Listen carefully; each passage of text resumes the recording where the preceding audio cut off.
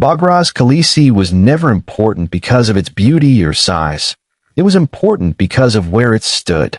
Built high in the Amanus Mountains, the fortress overlooked the Syrian Gates, also known as the Belen Pass. This narrow mountain corridor was the most practical land route connecting Anatolia, Cilicia, Antioch, and inland Syria. Any army, merchant caravan, or diplomatic mission traveling between these regions had little choice but to pass beneath Bagras. In medieval warfare, geography often decided outcomes before swords were drawn, and Bagras was a perfect example of this principle. A small garrison station here could delay, tax, observe, or completely block the movement of forces many times its size. This made Bagras less of a local castle and more of a regional choke point. Control of the pass meant influence over trade revenue, military logistics, and political leverage. Armies that ignored Bagras risked being attacked from behind or having their supply lines severed. For rulers in Antioch, Cilicia, or Aleppo, the fortress was not optional. It was essential. The steep terrain surrounding the castle further amplified its strength. Siege engines were difficult to transport.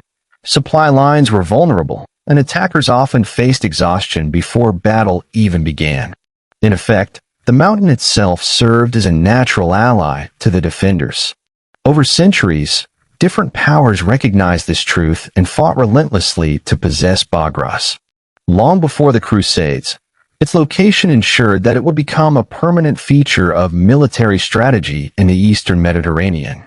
This geographic reality set the stage for every conflict that followed, including the eventual confrontation between the Crusaders and ad-Dīn Ayyūbī.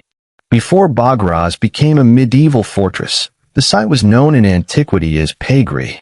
Classical sources indicate that Roman and earlier Hellenistic authorities were well aware of the area's strategic value. Even without massive stone walls, controlling the high ground above the pass allowed authorities to regulate movement between coastal and inland territories. During Roman rule, the pass functioned as a military road, ensuring communication between imperial provinces. While permanent fortifications were limited during this early period, the foundations of Bagras's military importance were firmly established. After the decline of Roman authority in the region, successive powers inherited both the terrain and its strategic logic. As Islamic caliphates expanded into Syria during the 7th century, the pass continued to serve as a key military route. However, it was not until the Byzantine resurgence of the 10th century that Bagras evolved into a true fortress.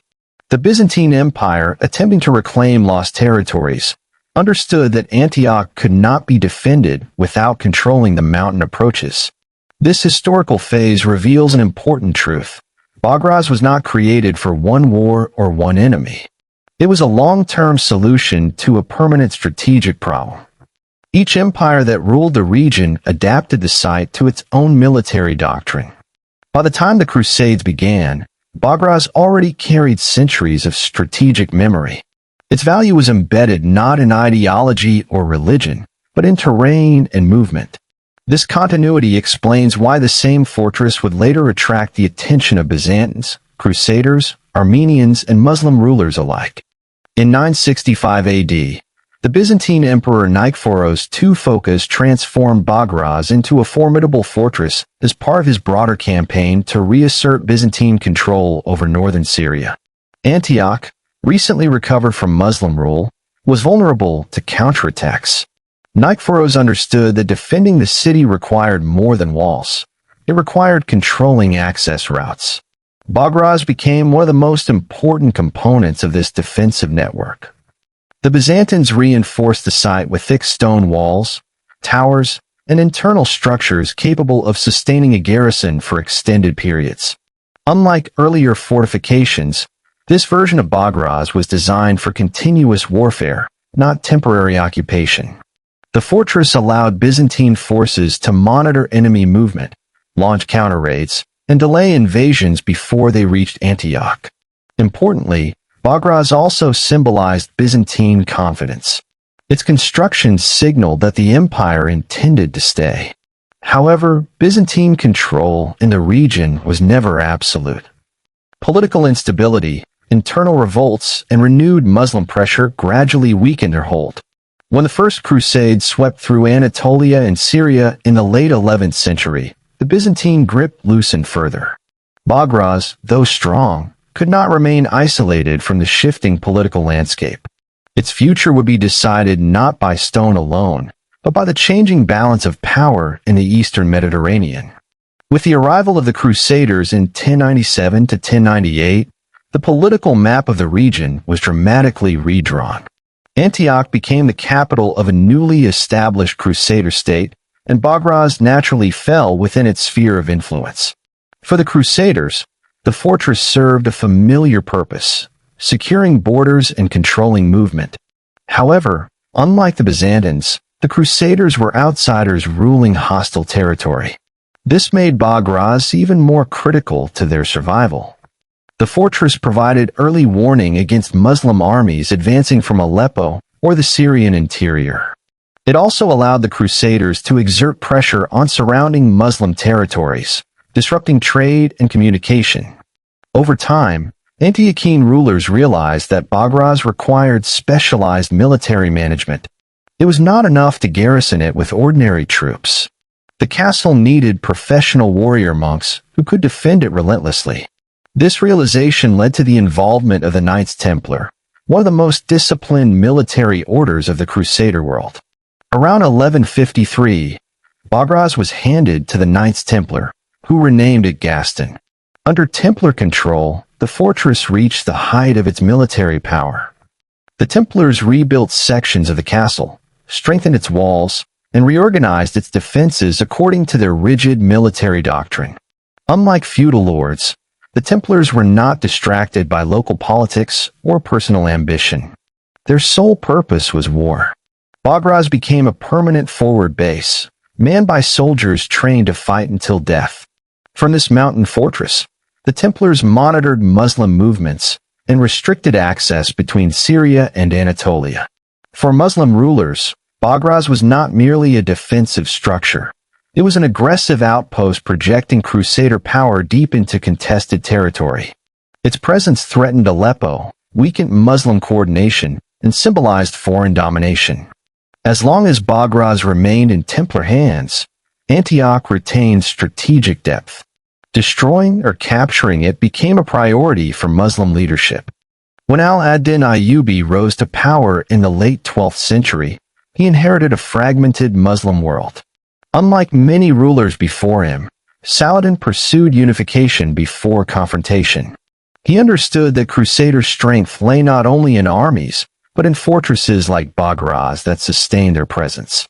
Saladin's strategy focused on dismantling the Crusader system piece by piece. He avoided reckless assaults and instead targeted key nodes that supported Crusader survival. Bagras stood out as one such node. It blocked Muslim mobility, threatened Antioch's enemies, and symbolized Templar defiance. Saladin did not rush to attack it immediately. Instead, he waited until broader conditions favored success. This patience would prove decisive. The Battle of Hattin in 1187 shattered Crusader military power. With their field armies destroyed, Crusader fortresses became isolated. Saladin capitalized on this moment, advancing methodically rather than impulsively. His goal was not glory, but permanence. Fortresses like Bagras, once supported by mobile armies, now stood alone. Supplies were limited, reinforcements unlikely, and morale shaken. Saladin understood that pressure, not haste, would bring victory. By tightening control over surrounding regions, he made continued Crusader resistance increasingly unsustainable. Bagras, once a shield, became a liability for its defenders. In August 1189, Saladin moved decisively against Bagras. His forces applied sustained pressure, rather than launching a costly assault. Cut off from relief and surrounded by hostile territory, the Templar garrison faced an impossible situation. On August 26, 1189, the defenders surrendered. This moment marked the end of decades of Crusader dominance over the Syrian Gates. The fall of Bagras was not dramatic, but it was decisive. It demonstrated Saladin's strategic maturity and confirmed the collapse of the Crusader defensive network around Antioch. Rather than occupying Bagras permanently, Saladin ordered parts of the fortress to be dismantled. This decision reflected his understanding of logistics and priorities. Holding a remote mountain fortress required resources better used elsewhere. By damaging Bagras, Saladin ensured it could not immediately return to Crusader hands. This act was not destruction for revenge, but denial for security. It neutralized the fortress without draining Muslim manpower. The once feared stronghold was rendered strategically irrelevant, at least temporarily. Although later rebuilt by Armenian rulers and contested again, Bagras never fully regained its former influence. Its story illustrates a central lesson of medieval history. Power flows through geography. Empires rose and fell, but the mountain pass remained. Bagras Kalesi stands today as a monument to strategic thinking, where terrain, patience, and planning mattered more than brute force. Saladin's conquest of Bagras was not just a military victory. It was a demonstration of how wars are won by understanding systems, not just battles.